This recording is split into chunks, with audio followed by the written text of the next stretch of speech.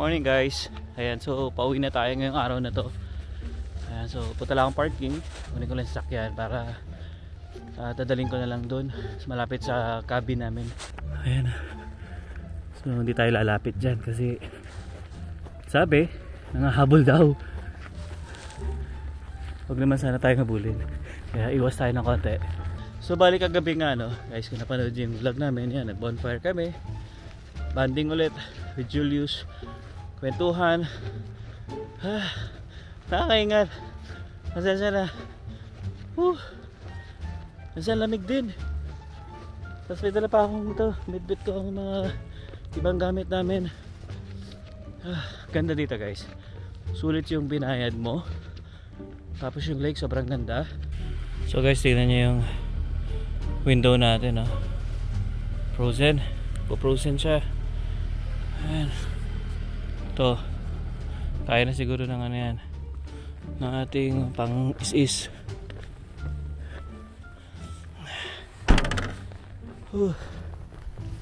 Sabi lamig. Sipon natin ito talaga guys, wag malamig no. Di mo nang mamalayan, tumutulo na yung sipon mo sa sobrang lamig. Ayan, pupunta na tayo sa downtown ulit ng Jasper kasi Breakfast muna tayo. breakfast lunch muna tayo ngayon. Tapos, yun nga, after noon yun, diretso na kami Calgary. Yes, so Mahabang biyahe yun guys. 5 to 6 hours kaya dapat tayo busog. Oo, kasi yung 2 hours dun guys, walang signal, walang katao-tao, walang gasoline station, walang kainan. So dire-diretso lang yung way na yon. So dapat talaga busog ka na para hindi ka na maghahanap ng whatever establishment. Kailangan din nakapag-CR ka na kasi walang CR along the way. Oo, wala. Hindi nga nung daan na yun guys, parang alam mo yun, parang dadaan ka sa mga gilid lang ng bundok. Pero parang diretso lang, hindi naman siya zigzag no? Dire-diretso lang din naman siya. Tingnan niyo yung daan namin. So, marami pang ganyan na makikita. Tsaka, napansin namin guys, hindi masyadong nag-snow dito talaga sa Jasper. Tingnan nyo, clean, walang masyadong snow. Baka wala pa talagang snow, no? Meron din, kasi parang nagpo-frozen lang yung ibang siguro may tumulo man, pero lang. Oo, light lang. Yung along the way lang yung may talaga maraming snow. Pero dito, di ba, very clean. Tsaka ang taas na ng araw. So, maaraw na yan, pero -10. Pero okay lang kasi nakokontra niya yung lamig. Oh, you wanna go outside? The pop. Lollipop daw. The pop, yung favorite niya ni Zion is the pop. Lollipop kasi 'di ba sa trick or treat, super daming lollipop na nakuha. Addict na sa lollipop. So the pop. So anyway, ayan ang ganda ng view. And super taas ng araw. Sinulit talaga namin, nag-check out kami before 11. So 10:30 ngayon. Oh, the pop daw. Okay. So mamaya na lang ulit. So, hanap tayo ng mga kainan ngayon. Saan kaya tayo aabot? Sa KFC ulit. So, kagabi na-vlog mo ba yun? Hindi. Nag-KFC kami, bumili na lang ng bucket si Alvin sa labas kasama si Julius. And then, yung KFC with pizza, no? Isa lang yung store niya, pero yun nga, magkasama na siya. Oo, so, yan ang dinner namin on KFC and pizza, pero walang rice. So, isang araw na tayo walang pizza. No, isang araw na walang rice. Walang rice. Walang rice, sorry. Yan. Namayat ka na ba? Mayat na. Lumubog na Wala kasing rice dito guys. Unless makakita kami ng Asian restaurant. Malabo Wala. Yung KFC namin. Tsaka chicken guys, lang. Tsaka guys, napansin ko dito, wala masyadong Pilipino. Meron konti lang sa Jasper. Meron, kagabi nakita kami isa lang. Hindi yung dito yung mga nagtitinda, wala. Isa lang yung nakita namin ni Julius. Pero wala, parang limitado. Parang kasi tong lugar na to Secluded. Feel ko mabobore ka, Char. Hindi ko alam siguro. Guys, may Lamia daw dito Gusto niyo ba dito? Dami raw Lamia dito. Doon ka titira sa tuktok ng bundok. Hindi ko alam kung nagjo-joke si Julius, pero sabi niya may nag-offer daw ng Lamia doon, no? Doon nga ilalagay sa tuktok ng bundok. Doon ka sa ito Grabe. Ng tower. So, are you willing to take the risk? Sobrang tirik ng araw. So anyway, hanap na tayo ng kakainan. Nandito na ulit tayo sa parking. Yung parking mo naman, no, $2.50 250 lang 1 hour. $2.50 1 hour. Pero, hindi ko alam kung habaan nyo. Kasi lunch, breakfast Kaya lunch. na yan. Kaya na yung 1 hour. Ayan. Ano tayo magtatagal ng ano? Abay, masyado na tuloy akong panlamig pero mainit na ngayon. Mainit, minus 10. Minus 8 na. Direk yung araw na kontra niya yung yun ano, sa bagay. lamig. Yun. So anyway, bye! Katatapos lang namin guys mag-breakfast. Ayan, so ito ako nag-breakfast sa A&W. Dapat sa iba kami kakain, kaso ang daming tao. So haba ng pila. So sabi namin para mas mabilis, A&W na lang tayo. Ayan. So again guys, ito yung view ng downtown ng Jasper. Ayan, simpleng-simple lang siya talaga. Yeah, tapos ito din yung parking nila. Tapos ang bayad dyan per hour is $250. I mean $2.50. Yan. So yung ganun lang siya. Hindi lang namin alam kung siguro sa ibang part pa nandun yung mga bahayan. For sure meron naman. Pero dito lang kami nag-ikot talaga sa downtown. So ito si JT. Oh JT, say hi to my vlog. Asan yung girlfriend mo? Nobody. Nobody? Why? I don't know. Dapat meron ka na agad girlfriend. Hindi. Hindi. Dapat meron. Hindi. Ay, ilang taon ka na? Sa 8. Oh, 8. Dapat 7 pa lang meron na. Huh? Oo, ganun talaga. Are you sure? Oh, yeah. Oh, biro lang yan. Yan. Aral muna, no? Oh, aral muna talaga. Ayan, so yeah, biyahe na kami pa Calgary. So medyo mahaba-habang biyahe to, no? 6 hours. Pero konting, syempre pag may nakakita kami ng mga lake, hihinto kami, then take a picture lang para at least meron kaming souvenir, diba? Or memories dito sa aming journey. Alright, so yeah, aga-ayos na muna kami, then dire-diretso biyahe na to. Ayan guys, pauwi na kami. Pero titingin kami ng mga lakes along the way kung pwede pang mapuntahan or madaanan. So for quick picture, kasi 'di ba sayang naman yung mga magagandang view. Ayan o, diba, sumisilip yung mga mountains. So mahaba-habang biyahe rin to, 5 to 6 hours. Kaya shout out muna tayo. So shout out kina Ferdy and Luz Chua ng Tondo, Manila. So greetings from their son Frederick. And then shout out kay Regine and Doisy Dorwelo from Qatar. And then kay Margie and Arnaldo Pato. So ito yung nakikita ko si Kuya Arnaldo sa Said. And then shout out to Bernardo Rimando from Bulacan, Philippines. And then they're watching our YouTube kasama ng daughter nila and family sa Cranston, Southeast Calgary, and they have available space for lady bed spacer. And saka nga pala, no, happy birthday sa ate ni Maria Pabilano na si Ate Gemma Escano sa Bologna, Italy. So, happy birthday po, and sa younger sister niya na si Juliet Escano na magse-celebrate ng birthday sa October 30. So, thank you po sa pag-watch ng aming YouTube videos.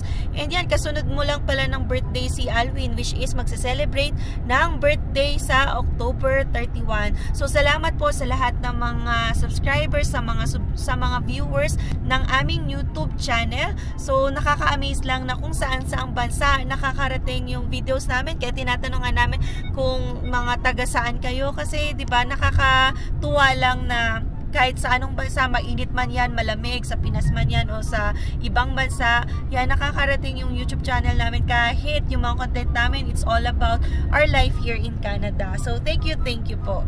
Nagsisimula na silang lumitaw. So ayan, Ingat. ingat lang. So kasunod rin naman namin sila Julius. Nauuna kami kasi kami daw yung mag-direct sa kung saang bababang lake. So anyway, ayan ang mga black eyes. Ito naman, meron dito magandang lake eh. Natatabunan lang ng mga puno. So chinitsempohan ko. And then ang ganda ng view kasi ang laki ng mountain sa likod. So hanapan natin ng timing. I think ito na. Diyan na yung lake. Tapos ang ganda kasi tirik yung araw ulit. Ayan o, diba? Frozen na. May konti na lang na hindi pa na frozen. Ito kasi umaagos po. Pero grabe ang lamig niyan. -2 lang naman ngayon. So better than yesterday. Tignan nyo naman guys. Yan.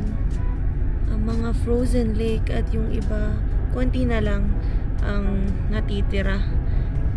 Pero ano tirik naman yung araw kaya baka makakontra pa yan sa pagka-frozen.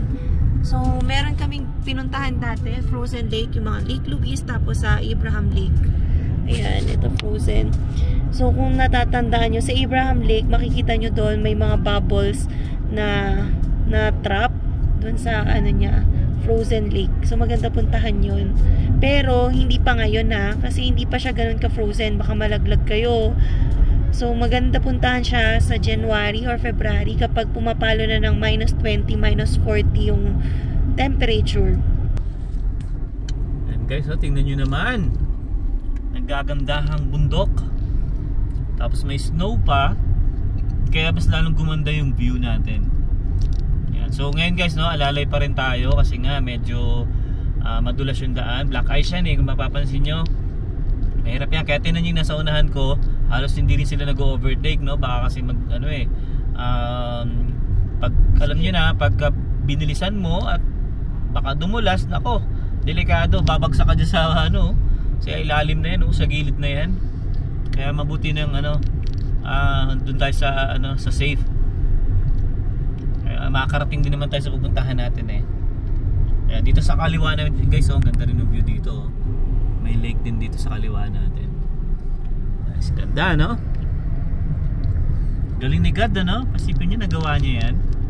So ayun guys, huminto kami dito sa sa isang part or sa isang area dito sa on the way to Calgary. Pero hindi ko alam kung anong name dito Ayan ang ganda guys Wow!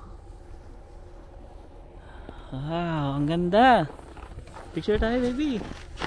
Picture naman muna to. Ganda Ayan Ganda. Sobra. Lumabas tayo Hindi ko napansin. Sabi ko nga sa kanya, ayan na yung Alpine. Alam mo yung Alpine na gatas? Hindi ko napansin. Buti may kumanan din. Sumunod ako. Ayun nag-abalan. Ganda Grabe.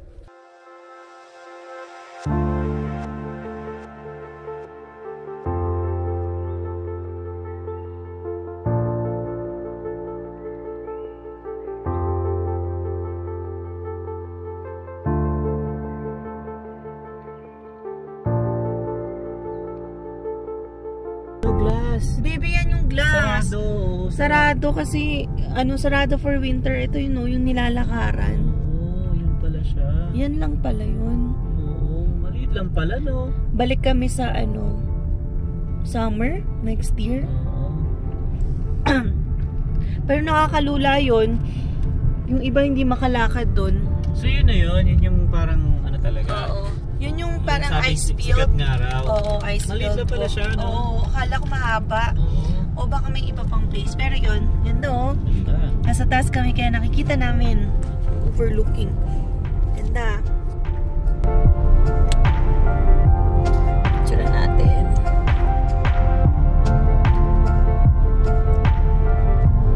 Guys, nakadaan na naman kami sa magandang spot. Ayan. Grabe. Mountains sa kaliwa, sa kanan, sa harap. Ayan. Grabe.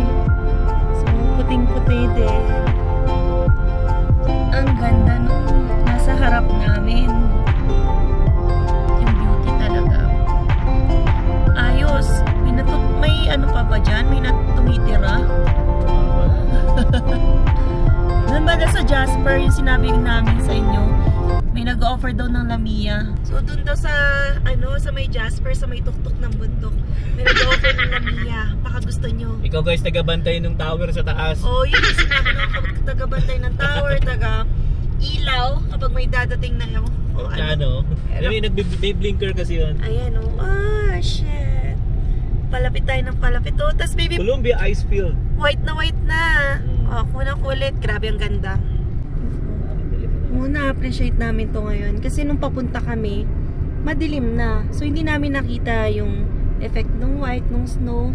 Pero ang ganda pala talaga bumiyahe ng maaga. Kasi nakikita mo lahat. Ayan Pwede ka bumaba siguro, Baby, merong establishment. Ano kaya yan? Siguro ano? Hotel? Baka, pwede. Pwede. Athabasca Glacier. So ano tong naliligaw na kabahayan or establishment dito? Columbia Ice Field. Baka yun nga doon. Baka hotel nga siya siguro. Oo. Ayun ang Columbia Ice Field. Ganda. So guys, ano pa lang, biyahe pa lang panalo na kayo dito. So kung ganito yung nakikita ninyo. So anyway guys, meron lang kasi may nag-comment kasi sa amin guys kung paano raw namin nadala yung pera dito sa Canada. Yes. So yun yung magiging vlog natin ngayon. At the same time yan, pinakita namin sa inyo yung ano no, yung ganda ng view na habang nagta-travel kami pa uwi ng Calgary. So sinama na rin namin dito sa vlog na to, okay? Pero yung topic talaga natin ngayon guys is gusto namin sagutin yung nag-comment nga kung paano raw namin nadala yung pera namin dito sa Canada. So itong sasabihin ni Alwin ay base lang sa experience namin. Maraming ways guys para magdala ng pera dito. Sari-sari. Hindi lang namin pa ma-share yung iba kasi nga hindi pa namin na-try. So ang ma-share lang namin is kung paano tayo nagdala. So tsaka kung hindi ko paano alam tayo kung nagpapalit na rin. Kung itataas ko pala o ibababaan, baka nadidistract na kayo. Kasi nakakatihan na yung baba ko kapag natatouch nito. Pati open mo na lang. Yan. Anyway, ganyan. Okay, so yun.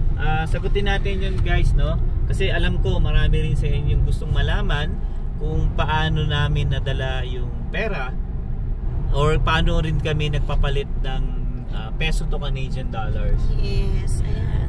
So, yan. So, anyway. Okay, so yun guys, bali ang unang-una namin ginawa, nung once na na-approve nga kami, no? Siyempre, next na step na natin dyan is paano tayo magkakaroon nga ng Canadian dollar. So, hindi kagaya kasi guys ng US dollar na madali ka magpapalit kahit saang money changer, madali, di ba? Pero pag Canadian kasi, medyo may konting hirap lang, oo. Unlike kahit sa mga bangko, limited yung Canadian dollar. Yung iba pwede sa banks, no? Pwede naman sa bank. Pwede sa banks, pero kami hindi namin ginawa yun. Saan ka nagpapalit? Sa ano? Sa Cubao. Oo, sa ano? Sarina. Yan guys. So, search nyo yun, guys. Lalabas naman yun, Sarina. Money changer yun along Cubao. Nasa ano yun, malapit sa gateway, no? Yeah. Basta ganun. Actually, maraming branch ang ano guys. Ang Sarina. Meron sa Green Hills, meron sa Cubao. Yun lang yung mga alam ko kasi most of the time pagka nagpapalit kami ng dollar talaga or kahit euro, doon kami pumupunta. Pakita ko lang. Yan. So, Sarina. So, yun yung unang-una. Doon lang kami nagpapalit nung nasa Philippines kami. Yeah. Kasi bakit pa tayo nagpapalit ng peso to CAD? Kasi na-expect na namin nga, pagdating ng Canada, marami na tayong gastusin. So, dapat may ready na din tayong Canadian dollars.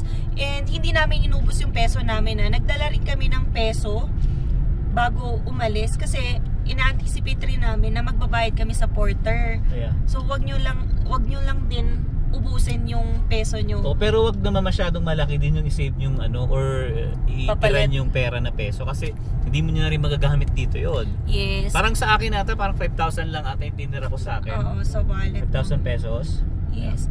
And then, yun, actually, yung pinapalit pala naming peso to Canadian dollars sa Sarina, dyan sa Cubao, ay minimal lang. Siguro, yan, 10,000 Canadian dollars. Hanggang limit lang din tayo eh. Pero hindi pala limit yun now. You can bring as much money as you want. Basta declare nyo lang. So, sa mga nagtatanong kung bawal ba lumagpas ng 10,000 Canadian dollars, hindi bawal. Declare nyo lang. It's a matter of declaration. Wala namang bayad. Walang bayad? Mag-declare kayo ng sobra. So, mas mabuti na guys na maging honest kayo kaysa itago nyo siya. Alam nyo ba, lumagpas lang kami ng $600. Sabi ko, baby, wag na kaya natin yung declare kasi 10,600. Hindi, sabi ko sa kanya, wag. Oo. Kasi limit. Wala namang problema eh. Yung declaration kasi the moment na tumuntungan ng 10,000, declare ka. Yeah. So, madadagdag lang naman na gagawin mo is pupunta ka dun sa isang booth, declaration, write mo kung magkano amount, tas pirma. Yun lang naman. Hindi naman siya super pila. Actually, walang pila nung dumating na kami sa Vancouver, no? Yeah, sa Vancouver yun, guys. Oo, dun ka magde-declare. Ayun. Tapos, kunwari nga, maubos nyo man yung pera na dala nyo, whether 2,000 Canadian dollars lang yan o yung maliit man, huwag kayong problema kasi kaya naman palitan or kaya nyo mag-withdraw ng Canadian dollars using yung ATM nyo sa Philippines. Yeah, pero disclaimer lang guys, no? Ang gamit naming ATM dito is yung BDO namin. Yes. So hindi lang namin alam or sure kung yung ibang bangko or like Metrobank, BPI, hindi namin alam kung pwede dito. So yun, hindi namin ma-share kasi hindi naman namin trinay. Yeah. Ang trinay namin BDO, so wala kami nagiging problem. Yeah. Yung conversion naman hindi siya ganun kalaki. Although syempre may difference ng rate kapag sa bank, pero sa amin kasi okay na rin yun kasi paunti-unti lang naman din yung withdraw namin since sa salary na rin naman siya. Yeah. So kung kailangan lang namin mag-withdraw, nakaka-withdraw kami ng additional from BDO. Yeah. Yan sa account namin sa Philippines. Pero may charge din yun guys ha. May Every charge yan. transaction nyo. Sa amin nakaka-withdraw tayo ng $500 per transaction. Per transaction. Magkano yung charge? $3.50. So, $3.50. Every transaction So, yan. kunwari, kung gusto nyo mag-withdraw ng 1,000 Canadian dollars, so, twice nyo gagawin yon sa BDO namin kasi may limit kami. Unless, hindi ko alam kung i-move mo or remove yung limit ng transaction. Hindi na namin trinay kasi hindi naman ganun din kami kalaki mag-withdraw. So, kunwari, 2 beses ka mag-withdraw. So, 2 beses din ma-charge yung $3.50. Yan. Tsaka isa pa rin guys, no? Yung iba ring naming peso, pinapalitan din namin sa tita ko. Ayun, meron kasing tita si Alwin talaga dito sa Canada na umuwi ng Pinas. So, syempre, need niya ng peso. Kami naman need ng Canadian dollars. Ayan, pinapakita ko lang kasi ang ganda rin. Ayan, so nag-switch na lang kami at yung naging transaction namin is Google Rate. Yun, nakatulong din na at least makakasave kasi sa ganun eh. Yung iba kasi yung banks, di mo, sobrang taas na ng conversion. Oo, lalo't pagka bangko. Actually guys, nagtanong din ako sa BDO kung magkano nga yung papalit ng Canadian. Ang problema naman, sabi ko nga sa inyo kanina, hindi agad-agad sila nakakapagpalit kasi nga mas may waiting time. Oo, kumbaga parang wait ka ng isang Limited linggo, parang yung ganyan, Canadian bago nila dollars. ibigay or ma-provide nila yung yung kailangan yung dollar. Kaya Yes. yun. Kaya ang ginawa namin, nagsarina nga kami. Yeah. So yun yung naging, yun lang naman. so yun yung naging namin. So yun yung ginawa namin para kaya kami nagkaroon ng Canadian dollars sa Pilipinas. Yeah. Yun nga, sabi nga ni Emma, nag-declared lang din kami kasi nga mabuti na yung maging honest tayo guys kaysa ma-hold tayo sa eroplano at magka-problema. So wala namang bayad yun. Yeah, saka nga pala guys, yung mga groups na joinan nyo, like kunwari dito sa Calgary, may mga nagpo-post naman na willing mag-exchange. Gusto rin kasi nila o kung magpapadala daw kayo sa Pinas, papalitan na nila ng Canadian dollars kasi sila naman daw yung need ng Canadian dollars. Pero yan, caution na lang guys or warning kasi may mga scammers din talaga. So wag kayong magtitiwala kasi mamaya pinadala mo nga yung peso mo tapos hindi ka palitan ng Canadian dollars. So delikado din. Kaya ang tip dyan baby, dapat kakilala mo o referred talaga na trusted na nagpapalit talaga. Kasi guys, hindi mo na masabi yung panahon ngayon. Marami nagke-create ng fake accounts, akala mo legitimate o kaya yung ibang accounts na na-hack. Tapos gagamitin nila yon, nagpe-pretend sila ng somebody. So ingat-ingat na lang din kapag yun yung gagawin nyo. Kasi nakikita namin yun sa group from time to time. Yung mga, kung sino yung gusto magpapalit, ang gagamitin nila daw Google Rate. So okay naman yun. Basta, yan, ingat lang sa scam. So otherwise, yan, sa na kayo, yung bank rate or yung mga money changer na yung pupuntahan nyo para magpapalit. Yeah. Tama. So yun yung vlog namin. So yun guys, sana na sagot namin yung nag-comment kasi nga parang gusto niya lang din makakuha ng idea kung paano nga raw kami nakapagdala ng Canadian dollar dito. Yan, basta sa amin paunti-unti lang kasi alam naman namin na magagamit naman namin yung ATM dito. Yeah. Yan, makaka-withdraw kami lagi kami nagwi-withdraw sa TD Bank kasi yun yung nasa loob ng Chinook Mall. So bungad lang yun. Hindi namin na na-try no sa CIBC mag-withdraw. So okay na kasi kami sa TD Bank. Yan. Pagkasanay na kami doon. Oo. Saka tested na nga rin namin. Kaya hindi na rin kami naghanap ng iba. Kaya hindi na rin namin alam kung cheaper ba yung rate sa, kunwari, CIBC, Scotiabank, ganyan. Try lang naman ng try. Kasi sa amin, kunwari, yung $3.50 sa 120 pesos. Pwede na yun. Okay na. Diba, na charge. Kaysa... Oh, may bangka, oh. Oo nga, no? Yan. So, dapat careful. Oh, ang ganda. Ang ganda dito, oh. Laki-laki ng bundok na nasa harap mo. Picturean ko nga rin. Nasa harap niya. Ayan, guys. May nakita kaming lake. So, tingnan natin kung makaka-stop tayo sa gilid niya somewhere. Kasi, ang ganda ng kulay niya. No, emerald blue. Yan. Tingnan natin kung maka-stop over tayo. Otherwise, and tuloy lang ang drive. Guys, super ganda. Another lake spotted. Anong lake to? Bow Lake? Bow Lake? Bow Lake. Bow. Bow. Bow. Kasi pag Bow Valley. Ayan, grabe, hindi na ako makamulat. Kasi tapat na ng araw. Pero ang ganda. Wow. Bibiligo ka. Ito. So, stop over kami para konting picture lang. Bow Lake, Lakbaw. Para sulitin natin. Kasi hindi natin alam kung kailan ulit tayo makakabalik. Ang ganda. Ang dami nagtitake ng picture. So, ate, padaan po. Padaan, te. Ayun guys, nandito na kami sa Bow Lake. Ang ganda, oh. Nalampasan na namin yung yung Peyto Lake. Pero papasok kasi siya. So hindi na namin tinuloy yun doon, dito na lang kami. Ito yung I think ito yung last lake na nadaanan namin nung nakaraan eh. Pwede bumaba doon sa baba pala, oh. Ayun, oh, pwede palang bumaba doon, oh. Oh, tara, picture tayo dito. Okay mo na. Ha? Kayo, picture kayo dito. Andito na tayo eh. Yan, per family. Sila muna. Ganda, oh. Sulitin natin. Tapos may arrow effect pa. How's my baby hold upper? Hold upper! So, hindi naman ganun kalamig, pero lagyan na natin yan. So, ako... Ay! Oh, hawak tayo. Hold hands. Dito na. Ganda, diba? Instant family picture. Just picture. Yes! Ayan. 146 kilometers na lang. Hindi ko alam kung gano'ng ka layo. Siguro 1.5 hours na lang. Pero, yan, since mahaba na tong vlog na to, puputulin na natin muna dito.